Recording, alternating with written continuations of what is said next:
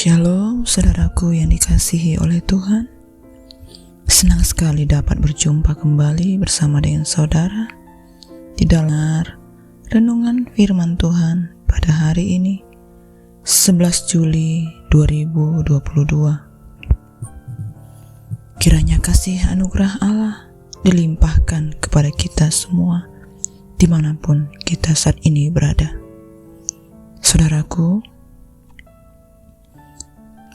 kalau saat ini kita akan mendengar firman Tuhan, mari kita persiapkan hati kita dan kita bersatu di dalam doa. Bapa kami yang di surga, dikuduskanlah namamu, datanglah kerajaanmu, dan jadilah kehendak-mu di bumi seperti di surga. Ya Bapa, kalau saat ini kami akan mendengar firman-Mu, urapi kami, layakkan kami. Firman Tuhan boleh berakar, bertumbuh, dan berbuah di dalam hidup kami. Kami mau sungguh-sungguh mendengar firman-Mu. Engkau yang berikan kami hati yang sepenuhnya taat kepada Engkau, tunduk kepada firman-Mu, dan kami menjadi pelaku firman-Mu. Terima kasih Bapa, Engkau bersama dengan kami. Engkau yang mengajari kami, sehingga pengertian baru ada di dalam setiap kami. Terima kasih Bapa, kami bersyukur kepadamu.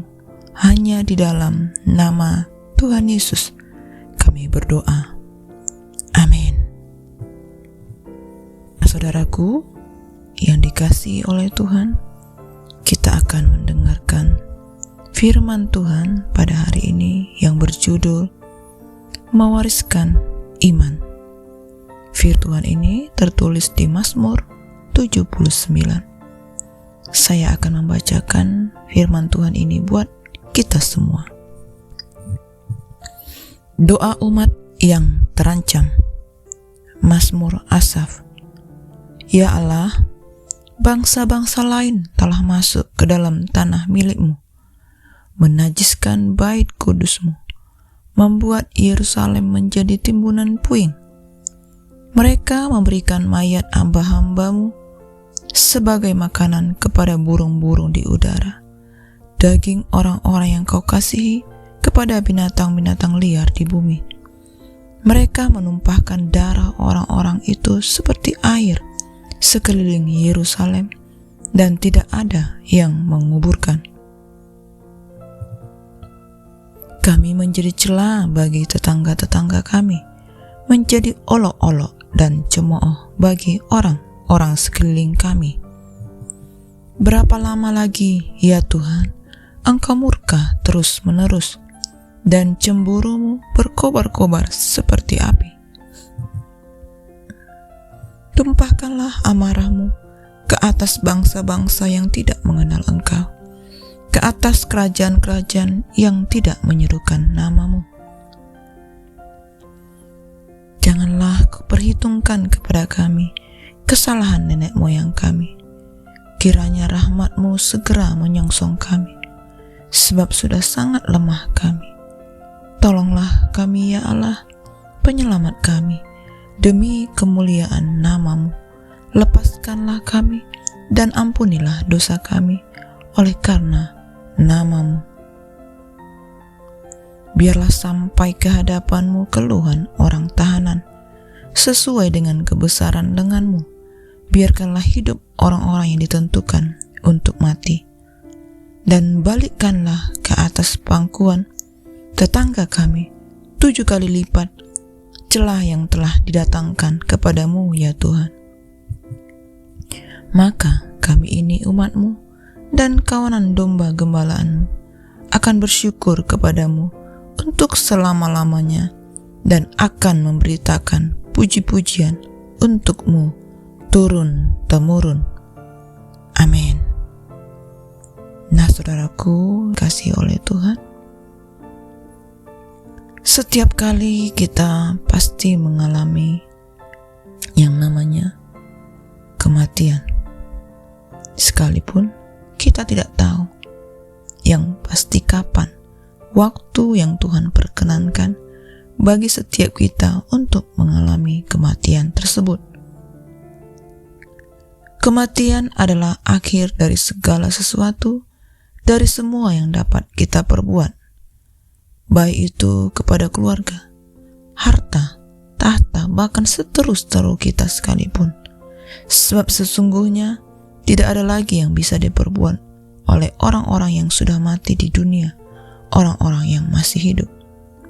Oleh sebab itu, penting bagi setiap orang untuk memperhatikan bagaimana dirinya hidup, sambil memperhatikan setiap hal lain yang akan ditinggalkan olehnya di dunia ini nanti.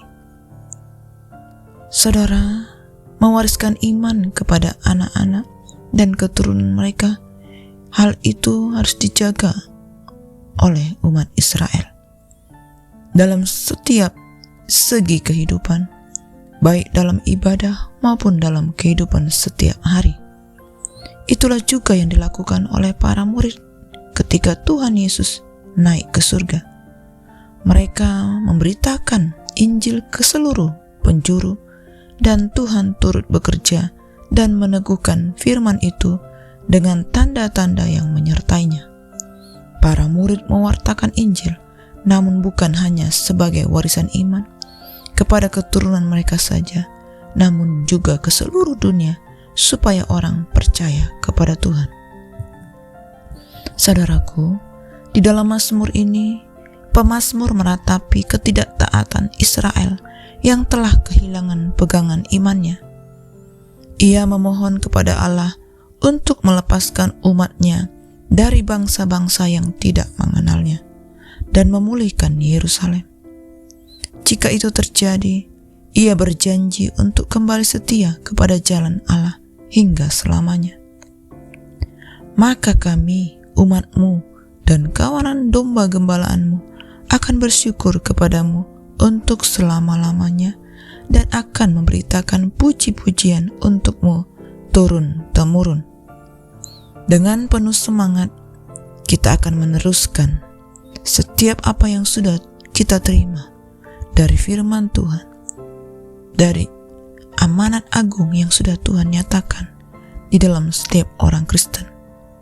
Saudaraku, dan kita tidak lupa untuk sungguh-sungguh berdoa agar kita dapat menurunkan satu warisan kekal yang terpenting dan abadi, yaitu iman yang mempengaruhi keluarga kita dari generasi ke generasi.